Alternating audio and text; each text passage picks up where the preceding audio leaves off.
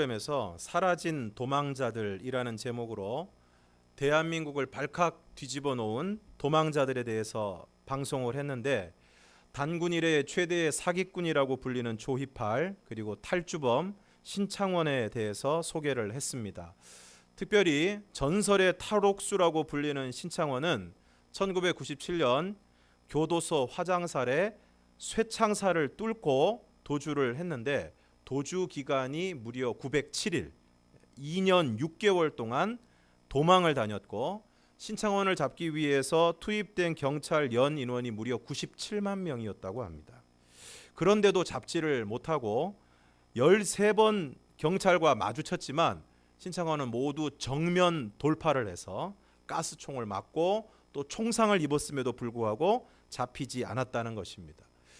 그 탈주하는 기간 동안에 또 200여 건의 범죄를 저지르고 10억여 원을 절도하고, 또 그 자기가 훔친 돈을 가지고 어려운 사람을 도와주기도 하고, 그래서 아주 화제를 모았던 그런 사람입니다.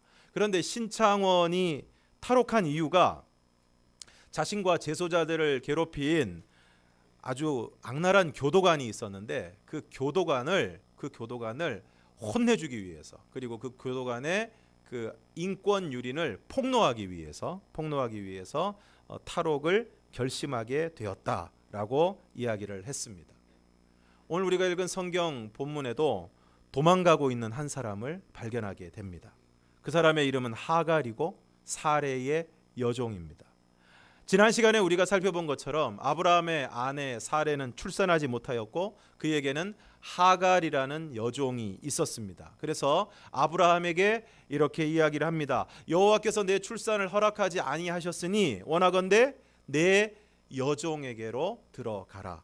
내가 그로 말미암아 자녀를 얻을까 하노라. 그래서 하갈을 아브라함에게 첩으로 주고, 하갈이 임신을 하게 되는데, 하갈이 자기가 임신한 것을 알고 그의 여주인을 멸시했습니다. 그러자 이번엔 사레가 아브라함을 들들 볶습니다. 내가 이렇게 멸시를 받는 것은 다 당신 때문이다. 나의 여종이 자신의 임신함을 알고 나를 멸시하니 여호와께서 판단해 주시기를 원한다. 그러자 아브라함이 이렇게 얘기를 했습니다. 당신의 몸종인데 당신 마음대로 하시오. 그래서 그 말이 떨어지자마자 사레가 대놓고 하갈을 학대하기 시작합니다. 그래서 견디다 못한 하갈이 사레 앞에서 도망을 하게 된 것입니다. 그런데 오늘 본문에 보면 도망을 가던 하갈이 여호와의 사자를 만나게 됩니다. 본문 7절과 8절을 우리가 함께 읽겠습니다. 7절과 8절 시작. 여호와의 사자가 광야의 샘물 곁 고 술길 샘 곁에서 그를 만나 이르되 사레의 여종 하갈아, 내가 어디서 왔으며 어디로 가느냐? 그가 이르되 나는 내 여주인 사레를 피하여 도망하나이다. 여호와의 사자가 광야의 샘물 곁에서 하갈을 만나서 묻습니다. 사레의 여종 하갈아, 내가 어디서 왔으며 어디로 가느냐? 어디서 왔으며 어디로 가느냐? 이것은 인생에 있어서 아주 중요한 질문입니다. 어디서 왔으며 어디로 가느냐? 흔히 철학과 인생에 있어서 중요한 세 가지 질문이 있다고 이야기를 합니다. 인간은 어디서 와서 무엇을 하며 어디로 가는가? 세상의 철학과 종교는 이 질문에 대해서 답을 하기 위해 존재합니다. 그래서 철학과 종교는 이 질문에 대한 여러 가지 대답을 가지고 있습니다. 그런데 오늘 성경은 이 세 가지 질문에 대한 명확하고 진리인 대답을 가지고 있습니다. 인간은 하나님으로부터 와서 하나님의 영광을 위해 살며 하나님께로 돌아가는 것입니다. 인간은 하나님이 창조하시고 구원하셔서 하나님께 영광을 돌리기 위해 예배와 헌신의 삶을 살아가며 이 세상에서의 삶을 마감할 때는 하나님이 예비하신 영원한 하나님의 나라 천국으로 돌아가게 되는 것입니다. 인간에게 가장 중요하고 절박한 과제는 바로 이 세 가지 질문에 대한 명확한 대답을 가지는 것입니다. 그래서 오늘 여호와의 사자가 하갈에게 묻습니다. 내가 어디서 왔으며 어디로 가느냐? 사랑하는 성도 여러분, 오늘 여러분은 어디로 가고 계십니까? 여러분 만약 지금처럼 여러분이 계속 살아간다면 여러분은 어디로 가겠습니까? 여러분의 목적지는 어디입니까? 여러분의 인생의 종착역은 과연 어디이겠습니까?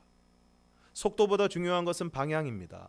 얼마나 빨리 가느냐보다 중요한 것은 도대체 지금 내가 이 길로 계속 가면 어디를 가느냐가 중요한 것입니다. 그래서 우리가 운전을 할 때 요즘은 내비게이션이 너무 좋죠. 내비게이션이 좋은데 내비게이션을 조작할 때 제일 중요한 게 무엇입니까? 목적지를 어디로 정하느냐가 중요한 것입니다. 목적지. 어디를 갈 것이냐? 어디를 향해 갈 것이냐? 어디를 목적지로 할 것이냐? 이것이 중요합니다. 어떤 사람이 택시를 탔습니다. 당연히 택시기사가 물었겠지요. 손님, 어디로 모실까요? 그랬더니 손님이 대답합니다. 기사님, 제가 어디로 가야 할까요? 사랑하는 성도 여러분, 여러분은 지금 어디로 가고 계십니까? 어디를 향해 무엇을 위해 살아가고 계십니까? 여러분의 목적지가 어디입니까? 여러분의 종착역은 어디입니까? 하갈이 대답합니다. 나는 내 여주인 사레를 피하여 도망하나이다. 그러자 여호와의 사자가 다시 하갈에게 말씀하십니다. 9절에서 11절을 우리가 함께 읽겠습니다. 9절에서 11절 시작. 여호와의 사자가 그에게 이르되 내 여주인에게로 돌아가서 그 수하에 복종하라. 여호와의 사자가 또 그에게 이르되 내가 내 씨를 크게 번성하여 그 수가 많아 셀 수 없게 하리라. 여호와의 사자가 또 그에게 이르되 내가 임신하였은즉 아들을 낳으리니 그 이름을 이스마엘이라 하라. 이는 여호와께서 내 고통을 들으셨음이니라. 지금 하갈은 여주인 사레의 학대를 견디다 못해서 도망을 나왔습니다. 뛰쳐나왔습니다. 그런데 여호와의 사자가 뭐라고 말씀하십니까? 내 여주인에게로 돌아가서 그 수하에 복종하라. 아니 지금 사레의 학대를 견디다 못해서 도망을 나왔는데 다시 거기로 돌아가라는 것입니다. 그 수하에 복종하라는 것입니다. 오늘 우리도 힘들면 도망가려고 합니다. 일터에서, 가정에서, 학교에서, 교회에서, 우리가 있는 삶의 자리에서 도망을 하려고 합니다. 그런데 오늘 여호와의 사자가 말씀합니다. 내 여주인에게로 돌아가서 그 수하에 복종하라. 그리고 처음 여호와의 사자가 하갈을 부를 때 뭐라고 불렀습니까? 8절에서 하갈을 부를 때 사레의 여종 하갈아 그랬습니다. 이것은 지금 하갈의 자리와 정체성을 의미하고 있는 것입니다. 오늘 우리에게도 우리의 삶의 자리와 정체성을 의미하는 이름들이 있습니다. 남편이고 아내이고 아버지이고 어머니이고 아들과 딸이고 형제와 자매이고 선생님이고 학생이고 상사이고 부하 직원이고 또 교회의 직분, 일터에서의 직함, 관계에 의한 호칭들이 있습니다. 이 모든 이름들이 우리의 자리와 정체성을 자리매김하고 있는 것입니다. 그러므로 남편은 남편의 자리로 돌아가야 하고 아내는 아내의 자리로 돌아가야 합니다. 아버지는 아버지의 자리에서 든든히 서 있어야 하고 어머니는 어머니의 자리를 잘 지켜야 하는 것입니다. 만약 남편이 아내가 마음에 들지 않는다고 해서 집에 들어가지 않고 밤늦은 시간까지 집이 아닌 다른 곳을 배회하고 있다면 그 남편도 그 아내도 그 가정도 결코 행복할 수 없을 것입니다. 그래서 아버지 학교에서 강조하는 것이 무엇입니까? 아버지의 자리를 찾는 것입니다. 아버지의 자리를 회복하는 것입니다. 아버지로서의 정체성을 회복하고 아버지로서의 역할을 감당하는 것입니다. 만약 아버지가 아버지의 자리를 지키고 어머니가 어머니의 일을 성실히 수행하고 자녀들이 제자리에 선 가정은 행복한 가정, 튼튼한 가정이 될 줄로 믿습니다. 선생님은 선생님의 자리를 잘 지키고 학생들은 학생들의 본분에 충실할 때 그 학교가 좋은 학교가 될 줄로 믿습니다.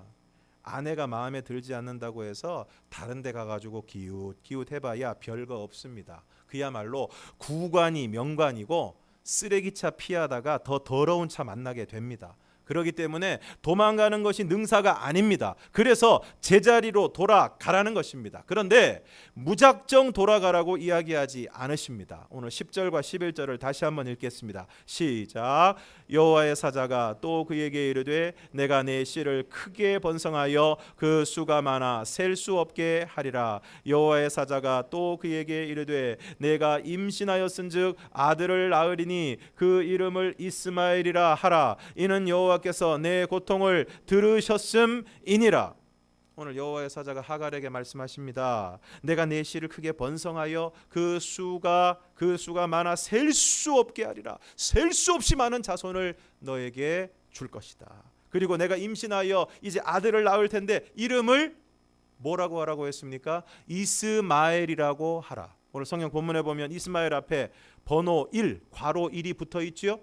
괄호 1이 붙어 있다는 것은 밑에 내려가면 설명이 있다는 것입니다. 자, 나나주에 보면 뭐라고 되어 있습니까? 이스마엘이라는 이름의 뜻이 무엇입니까? 하나님이 들으심. 하나님이 들으심. 그리고 이어서 자세히 설명하고 있습니다. 이는 여호와께서 내 고통을 들으셨음이니라. 오늘 여호와의 사자가 하갈에게 말씀하십니다. 여호와께서 내 고통을 들으셨다. 오늘 여호와의 사자가 오늘 저와 여러분에게 말씀하십니다. 여호와께서 내 고통을 들으셨다. 하갈이 도망가다가 여호와의 사자를 만났습니다. 여호와의 사자가 묻습니다. 어디서 왔으며 어디로 가느냐? 오늘 여호와의 사자가 우리에게 물으십니다. 어디서 왔으며 어디로 가고 있느냐? 하갈이 대답합니다. 나는 지금 도망가는 중입니다. 오늘 여러분의 대답은 무엇입니까? 나는 이런저런 문제 때문에, 이런저런 사람 때문에 도망가고 싶은 마음입니다. 일터에서 일을 하다가 도망가고 싶을 때가 있습니다. 학교에서 공부를 하다가 도망가고 싶을 때가 많습니다. 그래서 도망을 가고 심지어는 갔다가 안 오는 애들도 있습니다. 아이들을 키우다가 너무 힘들어서 홀연히 사라지고 싶을 때가 있습니다. 집에 별로 들어가고 싶지 않을 때가 있습니다. 실제로 많은 사람들이 방황합니다. 또 여차하면 떠나겠다는 마음입니다. 그런데 오늘 여호와의 사자가 그 자리로 돌아가라고 말씀하고 있습니다. 여러분, 참된 행복은 내가 있어야 할 자리로 돌아가는 것입니다. 제자리로 가는 것입니다. 내가 있어야 할 자리에 서 있는 것입니다. 혹시 오늘 방황하고 있는 남편들이 계시다면 방황을 그치고 집으로 돌아가시기를 바랍니다. 가출한 청소년들이 집으로 돌아가야 합니다. 예배의 자리를 떠나 있는 사람들이 예배의 자리로 돌아와야 됩니다. 하나님과 멀어진 사람들은 하나님과 가까운 자리로 돌아와야 합니다. 하나님을 떠난 영혼들이 하나님의 품으로 돌아와야 합니다. 제자리로 돌아올 때 회복이 있습니다. 제자리로 돌아올 때 행복이 있습니다. 그런데 오늘 여호와의 사자가 하갈에게 그 자리로 돌아가라 하고 이야기하면서 무작정 돌아가라고 이야기하지 않습니다. 오늘 하갈에게 비전을 주십니다. 소망을 주십니다. 내 자손이 번성하여 엄청나게 많아질 것이다. 그리고 놀라운 위로의 말씀을 주십니다. 아이의 이름을 이스마엘이라고 하라고 하시면서 말씀하십니다. 여호와께서 내 고통을 들으셨다. 사랑하는 성도 여러분, 오늘 여호와 하나님께서 오늘 저와 여러분의 고통을 들으시는 것을 믿으시기를 바랍니다. 한 TV 프로그램에서 40대 엄마가 음악을 신청했습니다.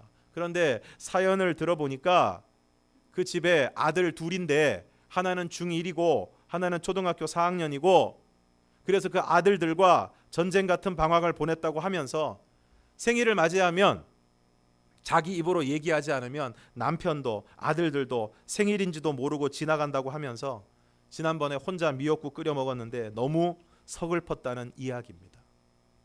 생일인데도 생일인 줄도 모르고 방학을 지나면서 엄마가 얼마나 힘들었는지도 모르고 그래서 서글픈 것입니다. 어쩌면 힘들어서 힘든 게 아니라 내가 힘든 걸 아무도 모르는 것 같아서 힘든 것입니다. 아파서 아픈 게 아니라 내가 아픈 걸 아무도 모르는 것 같아서 아픈 것입니다. 그런데 오늘 여호와의 사자가 하갈에게 말씀하십니다. 여호와께서 내 고통을 들으셨다. 유다 왕 히스기야가 병들어 죽게 되었을 때 얼굴을 벽으로 향하여 기도하고 통곡했을 때 여호와 하나님께서 이사야 선지자를 통해서 히스기야에게 말씀하십니다. 내가 내 기도를 들었고 내 눈물을 보았노라. 사랑하는 성도 여러분, 오늘 여호와 하나님께서 우리의 고통을 들으십니다. 우리가 고통하는 가운데 신음하는 그 소리를 들으시고 억울함 가운데 호소하는 그 소리를 들으시고 가슴이 답답해서 견딜 수 없어 토하는 한숨 소리를 들으시고 우리의 눈물을 보시고 우리의 통곡 소리를 들으십니다. 오늘 그 하나님에 대해 하갈이 다음과 같이 고백하고 있습니다. 본문 13절을 우리가 함께 읽겠습니다. 13절 시작. 하갈이 자기에게 이르신 여호와의 이름을 나를 살피시는 하나님이라 하였으니 이는 내가 어떻게 여기서 나를 살피시는 하나님을 배웠는고 함이라. 하갈이 자기에게 이르신 여호와의 이름을 무엇이라고 불렀습니까? 나를 살피시는 하나님. 유명한 추리소설 작가 아가사 크리스티라는 분이 있는데 이분이 고고학자와 결혼을 했습니다. 고고학자는 아주 오래된 유물을 발굴하고 연구하는 학자입니다. 이런 사람들에게는 오래되면 오래될수록 값진 것입니다. 오래되면 오래된 것일수록 더 관심을 가지게 되는 것입니다. 그래서 기자들이 이 고고학자와 결혼한 소감을 이분에게 물었더니 이렇게 대답을 했습니다. 여성에게는 고고학자가 최고의 남편이라고 생각합니다. 왜냐하면 고고학자는 오래되면 오래될수록 더 관심을 가지니까 여자가 늙으면 늙을수록 더 관심과 흥미를 가질 거 아니겠습니까? 그러므로 사랑의 반대말은 미움이 아니고 무관심입니다. 언제 서운한 마음이 들까요? 아내가 남편에게 관심을 가지지 않을 때 서운한 것입니다. 집에 돌아왔는데 돌아보지도 않고 자기 일만 하고 있을 때 서운한 것입니다. 서운한 것입니다.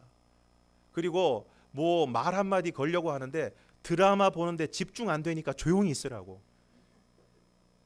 조용히 있으라고 좀. 아내도 마찬가지입니다.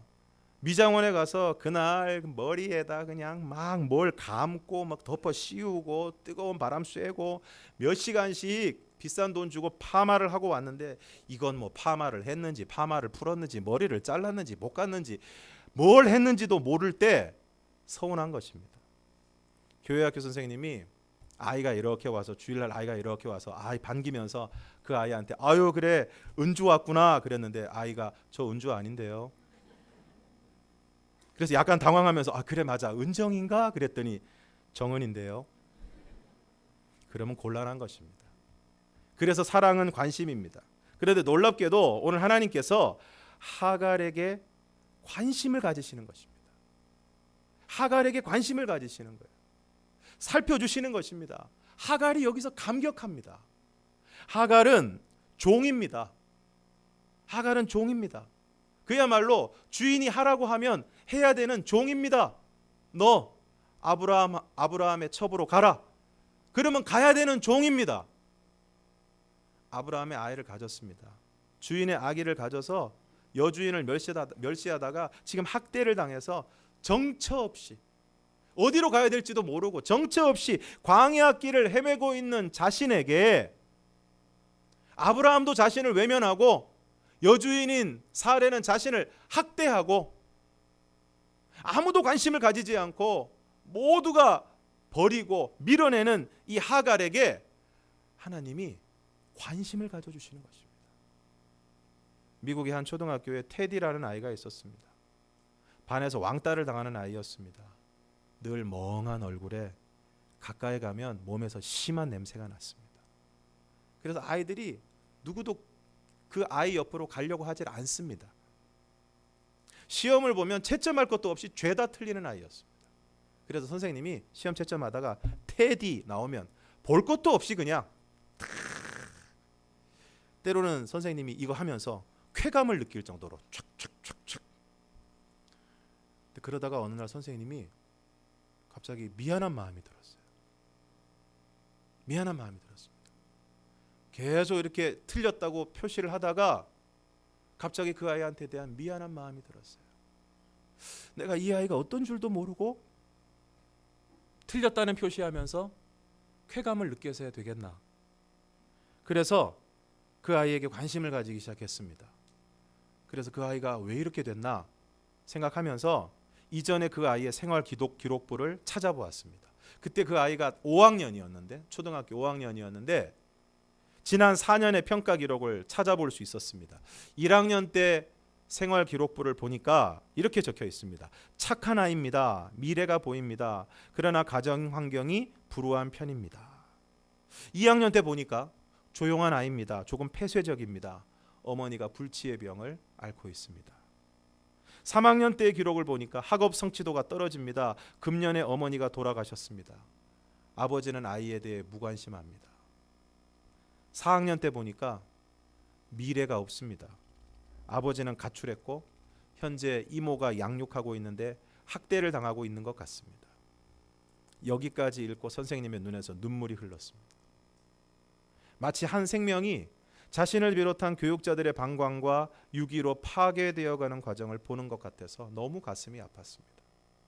그달 이후 선생님은 이 테디에게 관심을 가지기 시작했습니다. 무엇보다 학습이 부진했기 때문에 방과 후에 테디를 남겨서 야, 오늘부터 선생님이 너 공부 도와줄 테니까 같이 공부하자.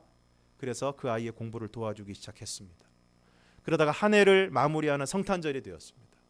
미국에서는 성탄절에 아이들이 선생님에게 선물을 하는 것 같습니다. 그래서 이 성탄절을 맞이했을 때 그 반에 있는 아이들이 전부 선생님에게 선물을 했고 선생님은 아이들이 보는 앞에서 아이들의 선물을 하나씩 뜯어보았습니다. 테디의 차례가 됐어요. 테디의 선물을 열었더니 그 안에는 가짜 다이아몬드 목걸이와 손때가 묻을 대로 묻은 쓰다만 값싼 향수가 들어 있었습니다. 그나마 그 가짜 목걸이는 알까지 여러 개 떨어져서 아주 형편없는 상태였습니다. 그리고 향수는 거의 비어 있었습니다. 아이들이 그 테디의 선물을 보고 마구 손뼉을 치면서 비웃었습니다. 평소에도 멍청한 테디가 제일 형편없는 선물을 했다고 막 소리를 질렀습니다. 그때 선생님께서 많은 아이들이 보는 앞에서 그 목걸이를 직접 목에 걸면서 이렇게 이야기를 했습니다. 얘들아, 예쁘지 않니? 난 이런 스타일이 마음에 들더라. 그리고 향수를 직접 뿌리면서 이렇게 얘기를 했습니다. 야, 난 이 향수를 제일 좋아해. 테디야, 고맙다. 최고의 성탄절 선물이야. 어느새 아이들의 얼굴에서 비웃음이 사라졌습니다. 순간 테디가 그 선생님의 품에 안기면서 이렇게 얘기했습니다. 선생님, 고맙습니다. 이 목걸이는 생전에 엄마가 하시던 목걸이에요. 향수도 엄마가 뿌리던 향수예요. 그 향수를 뿌려주셔서 감사합니다. 선생님한테 엄마 냄새가 나서 좋아요. 그리고 몇 년의 시간이 흘렀습니다. 선생님에게 한 통의 편지가 배달이 되었습니다. 바로 고등학교를 졸업하는 테디에게서 온 편지였습니다. 사랑하는 선생님, 고등학교 졸업 소식을 선생님께 가장 먼저 알리고 싶었어요. 저 반에서 2등으로 졸업했습니다. 그리고 다시 4년 뒤에 또 한 통의 편지가 왔습니다. 사랑하는 선생님, 저 과 수석으로 대학을 졸업했습니다. 또 4년 뒤에 또 편지가 왔어요. 사랑하는 선생님, 제가 의대를 졸업하고 의사가 되었습니다. 멋지죠? 그리고 이제 결혼합니다. 제 어머니가 일찍 돌아가신 것은 아시죠? 결혼식 때 선생님께서 어머니의 자리에 앉아주세요. 선생님은 제 어머니이십니다. 이처럼 어머니가 돌아가시고 무관심과 학대 속에서 비참한 인생을 살아갈 뻔했던 한 아이가 한 선생님의 관심과 도움으로 완전히 다른 인생을 살아가게 되었습니다. 오늘 13절에서 하갈이 이렇게 고백을 합니다. 내가 어떻게 여기서 나를 살피시는 하나님을 배웠는고? 자신은 종이고 아브라함은 자신을 외면하고 사레는 자신을 학대해서 아무것도 없는 광야로 무작정 내쫓겼는데 그래서 아무도 나 같은 사람에게 관심을 가지지 않고 다 나를 무시하고 우습게 여기고 내가 어떻게 되든 상관하지 않을 거라고 생각했는데 놀랍게도 자신에게 관심을 가지시고 살펴주시는 하나님을 만난 것입니다. 오늘 저와 여러분이 그 하나님을 만나게 되기를 바랍니다. 믿었던 사람으로부터 외면당하고 누군가에게 이용당하고 버림을 당했다고 해도 그래서 지금 여러분의 삶의 자리가 아무것도 없고 아무런 희망도 보이지 않는 사막의 한복판이라고 해도 우리 하나님은 우리에게 관심을 가지시고 우리를 사랑하시고 우리를 살펴주시고 우리를 만나 주실 것입니다. 그 하나님을 만나고 우리를 향하신 그 하나님의 관심과 사랑과 보살펴 주심으로 오늘 우리 모두가 회복되고 새 힘을 얻을 수 있기를 주님의 이름으로 축원합니다. 그래서 오늘 우리가 그 힘으로 그 회복된 것을 가지고 우리가 있어야 할 자리에서 또 해야 할 일들을 힘있게 감당함으로 오늘 우리가 그 자리에서 하나님이 주시는 은혜와 복을 받아 누릴 수 있기를 주님의 이름으로 축원합니다. 함께 찬양하겠습니다. 당신이 지쳐서 기도할 수 없고